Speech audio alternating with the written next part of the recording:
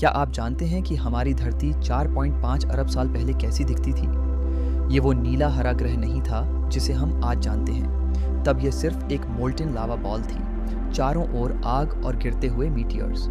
हर जगह अत्यधिक तापमान और अशांति थी। सूरज के बनने के बाद बची हुई डस्ट और गैस से धरती का जन्म हुआ। छोटे छोटे रॉक और मेटल के टुकड़े कोलाइड होकर बड़े प्लैनेटिसिमल्स बने।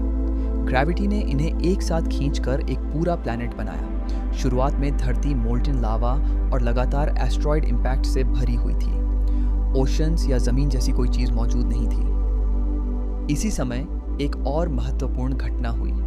मार्स साइज का प्लैनेट थेया धरती से टकराया। इस टकराव से बहुत सारे रॉक के टुकड़े उड़ गए और धीरे धीरे उन्हीं टुकड़ों से हमारा मून बन गया। 4.1 से 3.8 अरब साल पहले धरती लगातार एस्ट्रॉइड्स और कॉमेट्स से टकराती रही। ये टकराव विनाशकारी थे, लेकिन इन्हीं से धरती को मिली कुछ खास चीज़ें, जैसे कि पानी और ऑर्गेनिक मॉलिक्यूल्स जो आगे चलकर जीवन का आधार बने। धीरे धीरे धरती कूल होने लगी। ज्वालामुखियों ने गैसेस रिलीज की, जैसे कि कार्बन डाइऑक्साइड, नाइट्रोजन और वाटर वेपर। ये गैसें बनी धरती का पहला एटमॉस्फेयर और बारिश के कारण वैलीज में ओशंस बन गए। धरती अब मोल्टेन बॉल नहीं रही, वो धीरे धीरे पानी वाला ग्रह बन गया।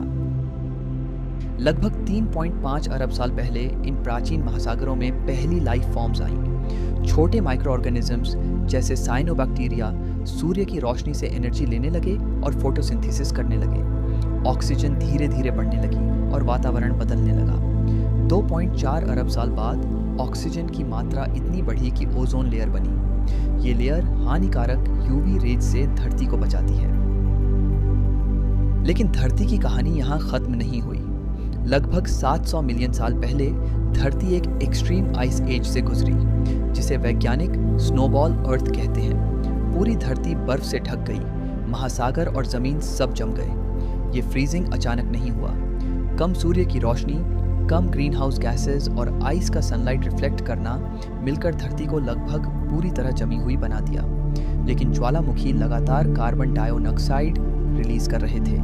धीरे धीरे ग्रीन हाउस इफेक्ट ने आइस मेल्ट कर दी और धरती फिर से टेम्परेट हो गई। उसके बाद 541 मिलियन साल पहले कैम्ब्रियन एक्सप्लोजन हुआ। महासागरों में जीवन अचानक डिवर्सिफाई होने लगा और कई नए जीव आए। पौधों ने जमीन पर फैलना शुरू किया, ऑक्सीजन बढ़ा और धीरे धीरे जंगल विकसित हुए। 230 मिलियन साल पहले डायनासोर्स धरती पर आए और करोड़ों साल तक राज किया।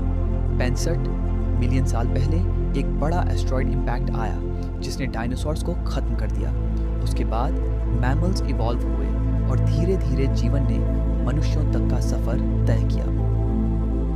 आज धरती वो अकेला प्लैनेट है जिसमें लिक्विड वाटर और जीवन है। लावा बॉल से लेकर ऑक्सीजन रिच ओशंस, फॉरेस्ट और मैमल्स तक धरती का सफर अरबों ऑफ सालों में पूरा हुआ। हर महासागर, हर पेड़, हर सांस धरती की एवोल्यूशन की कहानी का हिस्सा है। तो अगली बार जब आप रात के आकाश को देखें, याद रखें हम उस अद्भुत ग्रह पर जीवन जी रहे हैं जो आग और केओस से जीवन का घर बन गया।